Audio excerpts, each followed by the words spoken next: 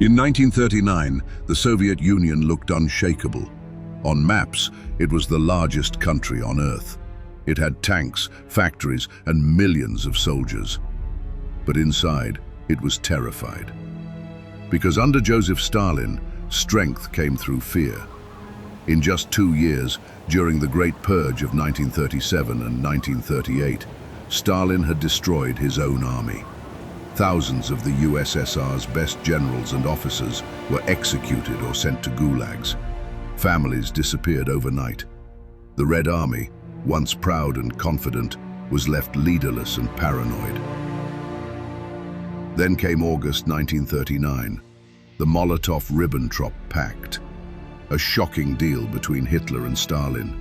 It promised peace, but in secret, it divided Eastern Europe between them. Poland was carved up, the Baltic states were taken, and Stalin believed he'd bought time. He hadn't. On June 22, 1941, before dawn, the sky over the Western Soviet Union filled with German planes. Operation Barbarossa had begun, the largest invasion in human history. 3 million German soldiers stormed across the border, smashing through defenses in hours. Entire Soviet armies vanished, villages burned, families fled on foot. By October, the Nazis were less than 20 miles from Moscow. It's hard to understand the scale of what happened next. By the end of that year, over 3 million Soviet soldiers were captured. Leningrad was surrounded, trapped in a siege that would kill almost 1 million civilians. Kiev, Minsk, Smolensk, gone.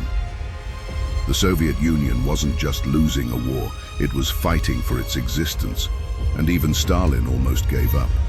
He hid for 2 days in silence, unsure if he should flee. But when he returned, something changed. On November 7, 1941, standing in Red Square, with German artillery echoing in the distance, Stalin faced his troops and said, "Our cause is just. The enemy will be defeated. Victory will be ours." It wasn't just a speech, it was a promise. Factories from the west were torn apart and moved east, thousands of miles by train. Mothers and teenagers worked 16-hour shifts in freezing sheds, building tanks and planes from raw metal. Farmers starved, so soldiers could eat. It was survival through suffering and unity through fear. Then came Stalingrad, the battle that would change everything. A city named after Stalin himself became the symbol of Soviet defiance. From August 1942 to February 1943, 2 million men fought for every street, every staircase, every building.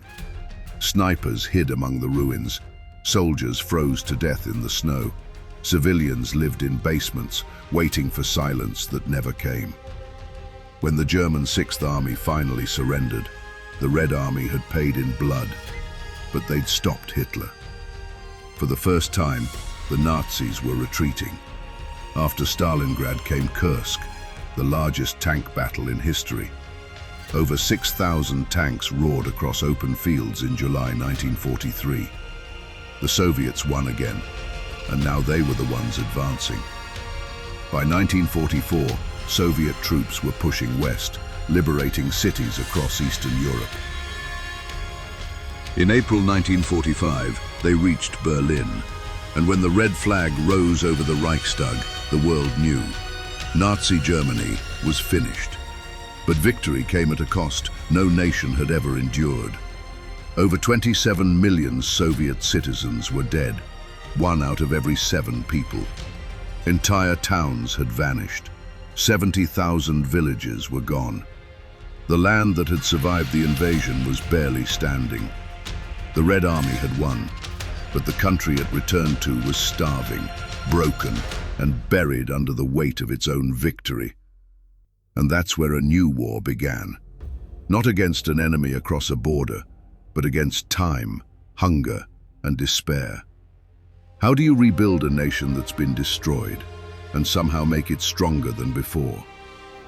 That question would define the Soviet Union's next chapter, because out of ruin came obsession, And the same iron will that survived Hitler would soon drive Russia to rise from the ashes of war.